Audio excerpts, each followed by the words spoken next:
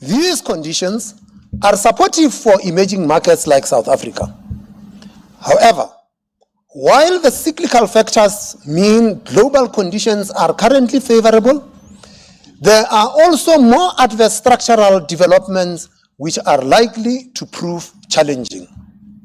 Long-term interest rates have shifted higher in several major economies. This reflects a range of pressures, especially high and rising debt levels, as well as inflation risks.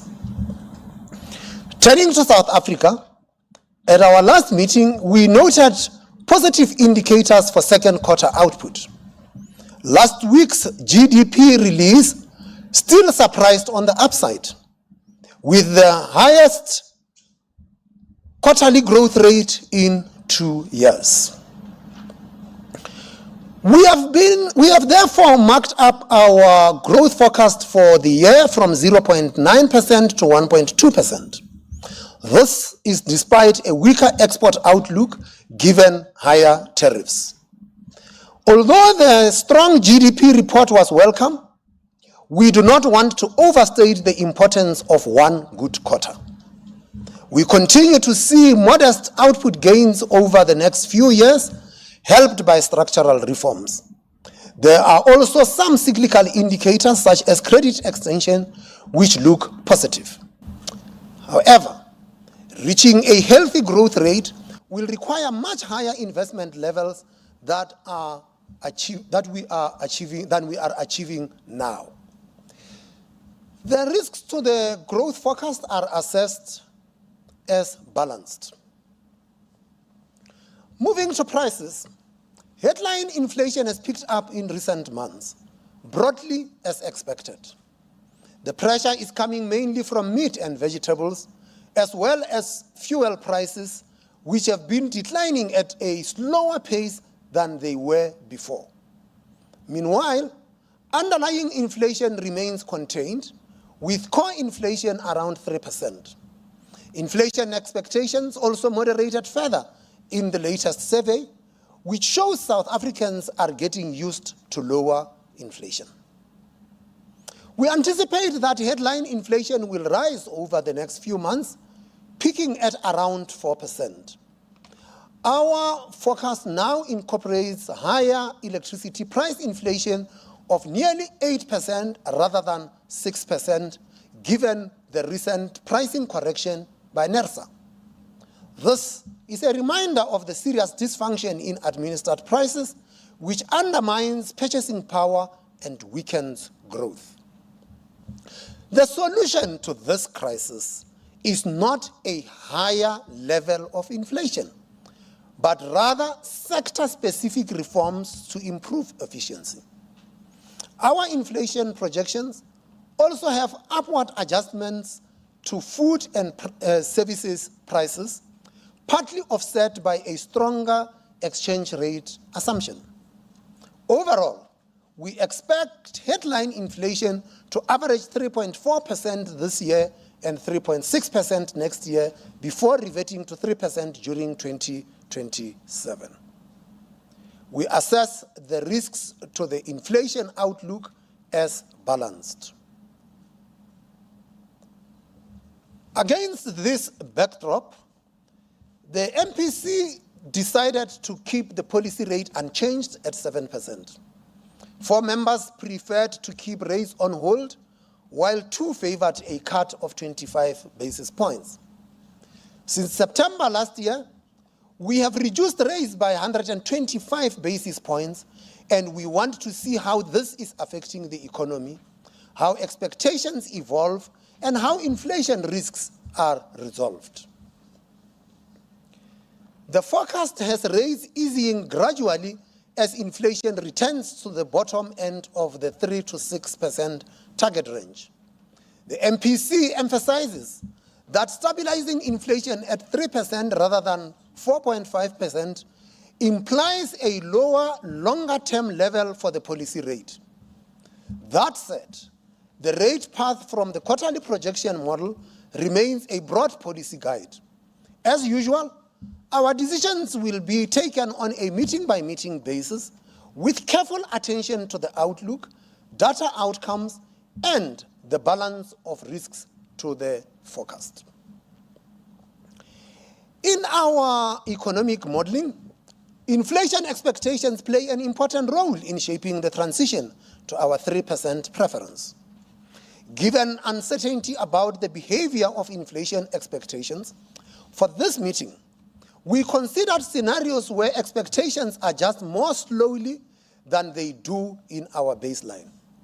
These scenarios treat expectations as more backward-looking, with less attention paid to the SARB's communication. The scenarios show a slower convergence to inflation at 3%. The policy stance is somewhat tighter over the forecast period, with roughly one less cut expected and moderately lower growth. There are two important takeaways from the scenarios. First, the disinflation process in our forecasts does not rely on optimistic assumptions about the behavior of inflation expectations. It is robust to alternative assumptions which generate similar inflation trends. Second, there are gains to be had from clear and credible communication. In this regard, it is desirable to finalize target reform. Accordingly, and in line with the recent joint statement from the SARB and the National Treasury, we look forward to agreeing a new target as soon as is practical to better anchor inflation expectations. That concludes our statement, and at this stage, I will invite you to pose any questions that you might have, and I will then deal with them. Please, as usual, identify yourself and the media house that you represent. Greetings, governors. Sfundo from Reuters. So you said two members decided over here. Sorry. Yeah. I just wanted to find out what was the reasoning behind the two members that decided for a 25 basis point cut. And then my second question is around the recent inflation expectation survey results that see inflation settling above 4% in the longer term. Does this change your forecast for achieving your 3% goal in any way? Thank you.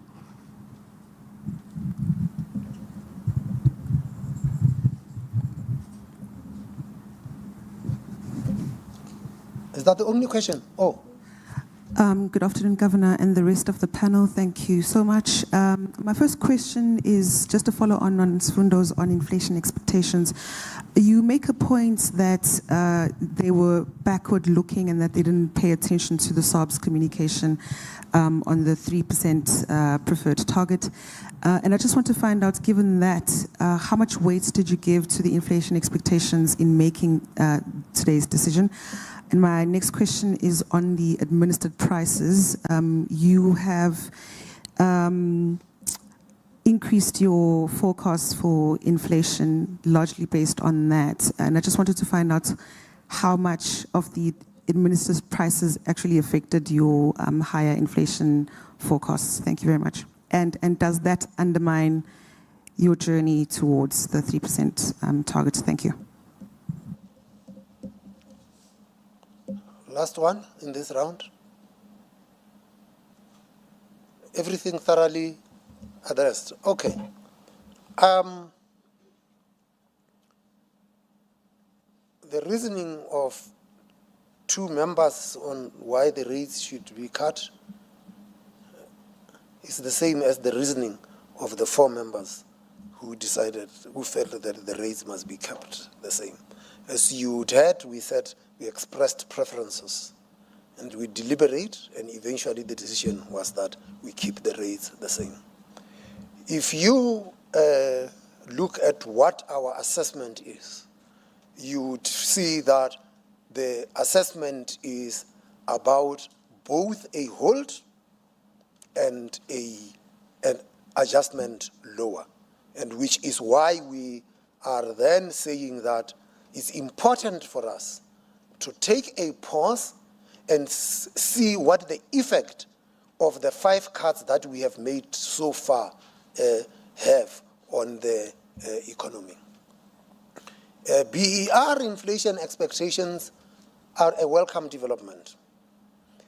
They have declined for the first time to below the midpoint of the inflation target.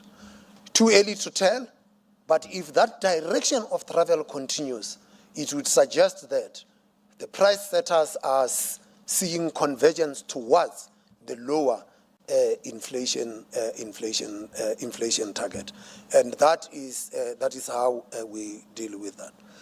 The question about yes, the inflation expectations being backward. Be careful. What we assess in the statement is a scenario.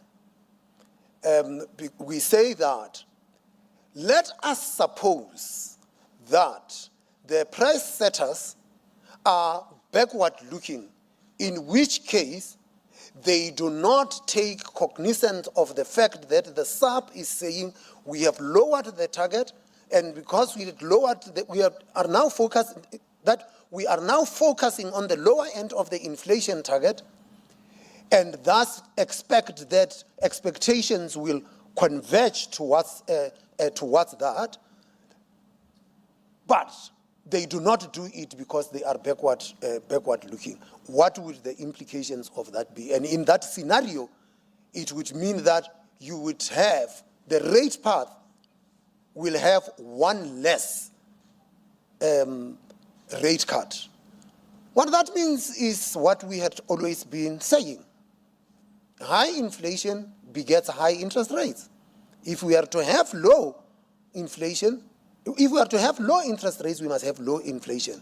And that is why we decided that we must model a scenario where the price setters do not converge towards our 3% preference. Admin prices, again, we have referred to electricity as having an impact, but it is not the only thing that had driven a revision of the forecast higher. We did mention the issue of food prices of both meat and vegetables, and we had also mentioned that the fuel price inflation is not declining as fast as it was in the past, and that meant that we ended up revising inflation higher. It could have been even higher if it was not accompanied by the fact that we have got a stronger exchange rate assumption that had been brought into the picture. To be clear, the fact that administered prices are rising faster than inflation is no reason for us to tolerate higher inflation. If anything, those higher administered prices they are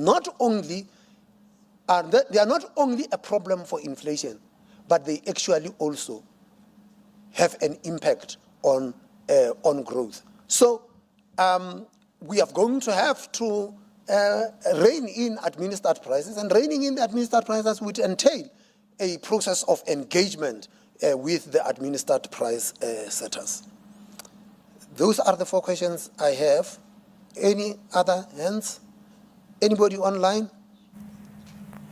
Yes, I have a question from Palesa Mofokeng from CNBC Africa. She asks about the sacrifice ratio. She asks, has the South African Reserve Bank calculated what the sacrifice ratio might be? Is that the only one online? That's the only one online so far. In the House?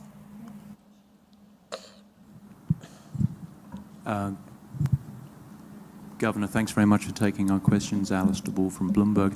I thought it was very interesting in your remarks that you emphasised the importance of clear communication around the inflation goal, and then noted that the SARB would welcome clarifying that. Have you been speaking to the finance minister? Would you say that the two of you are on the same page as this? And could you characterize for us the importance of having the political back-in of the finance minister in sort of kind of clarifying where he stands on this? Thank you.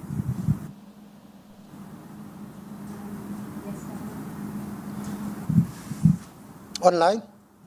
Yes, Governor, I have a question from Artwald Lamini from Alliance News. He asks, how long do you expect your assessment of the effect of interest rate cuts to last before forming a full picture of their impact? Can you read it again? Sure. How long do you expect your assessment of the effect of recent interest rate cuts to last before forming a full picture of their impact? Okay. Who wants to be sacrificed? Chris, we will sacrifice you. Yeah, we'll sacrifice you. Deal with that. Okay. Thanks. Happy to be sacrificed. So we haven't been asked this question in a while. There's a stock answer, which is that our model will generate a loss of GDP of between 0.3% and 0.4 percentage points of GDP off the growth rate for a 1% rise in the interest rate. It's worth keeping in mind that that is a kind of estimated value consistent with other central bank models around the world. If you look at some of our research, you'll see a wide range of modeling using different sacrifice ratios that will give you different numbers, as well as quite a lot of evidence looking at sacrifice ratios as they pertain to particular periods of time in South Africa's history. And those sacrifice ratios vary widely. Some of them are even positive, and some of them are more negative than the ones I just spoke about. Thanks. Okay. For the benefit, when the sacrifice ratio is positive, it means that reducing inflation is good for growth. So the calculations vary from reducing inflation is bad for growth, which will be that 0.3 to 0.4, to actually reducing inflation yields to better growth, and that is what you face. Dlamini, how long would it take for us to assess the effect of the cuts? We do this meeting by meeting. The effect of one cut in our assumptions is that it takes 12 to 18 months to feed through, and we have been cutting since September. We have cut 5 times since September last year. Each one of those cuts will have a different effect, and we will take this meeting by meeting as we assess the outlook. Alistair, have we been talking to the Minister of Finance? Always. We are always talking, and part of the reason why we referenced that joint statement is because that joint statement captured the conversations that the minister and the bank have been having. That is where I would leave it.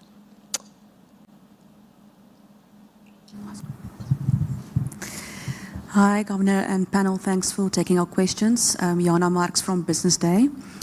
Given your emphasis on the importance of clear and credible communication in anchoring inflation expectations, do externally driven price shocks, such as the recent tariffs, necessitate a different approach in how the SARB communicates its policy stance? Just for interest's sake. Good afternoon, Dawaza from Newsroom Africa. This is for interest rates, sake for just average South Africans. You are back into this building after being in Irene. How did the SARB deal with the inflation pressures of moving back into this building, things like furniture and all that kind of stuff?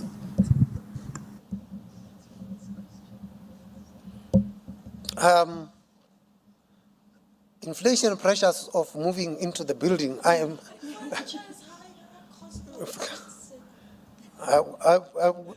We are the central bank, and we bargain very hard, and we invite the suppliers, and they are very clear. They know it that we are tough bargainers when it comes to that. We started the process of renovation, by the way, at the time when the construction sector itself was under pressure. And so getting good prices was not a very difficult thing for us to get. And many construction companies were almost bidding just to be able to cover their overheads, and many of them even reduced their margins, and that had been the nature of the game. So you could say that our timing was a good one. Jana, external tariffs, I think that, we say, how does it affect? Let's be clear. The tariffs are paid by the country that imposes them. So if South Africa imposes tariffs on US goods, South African consumers are going to pay higher prices. So the US, in this case, has imposed higher tariffs on a number of countries. The US consumers are going to pay for it, unless the exporters to the country that had imposed tariffs decide to reduce their prices to accommodate the fact that there are tariffs. But that can only be a short-term measure. Alternatively, in that country, the other suppliers might decide not to pass the costs to the consumer, or only a part of that to the consumers, or it could be a combination of all of those. And that is why when we had to assess the impact of the imposition on tariffs on South Africa, we put it more in a form of a scenario. We had found that the impact is bigger on growth than it is on inflation. And the impact on inflation was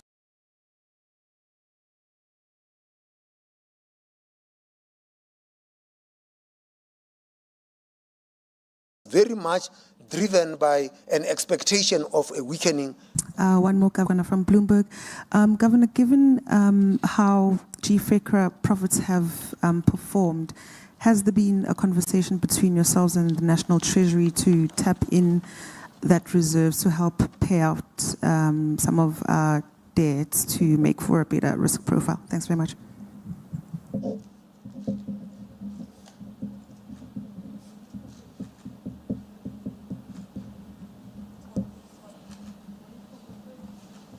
Would you have still had your that one extra cut that was removed? Would it have still been there if the settlement with NERSA and Eskom hadn't happened? The mic was a bit. So you indicated that one cut had been removed. Would it have still been there if the NERSA settlement hadn't happened with Eskom?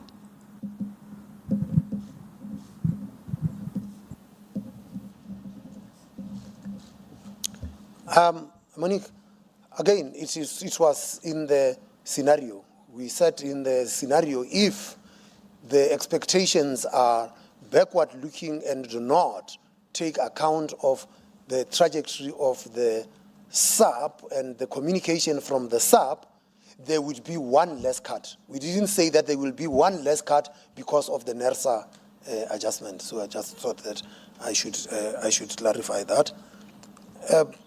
So, Kwana, you said, have we had conversations to tap into the GFECRA reserve?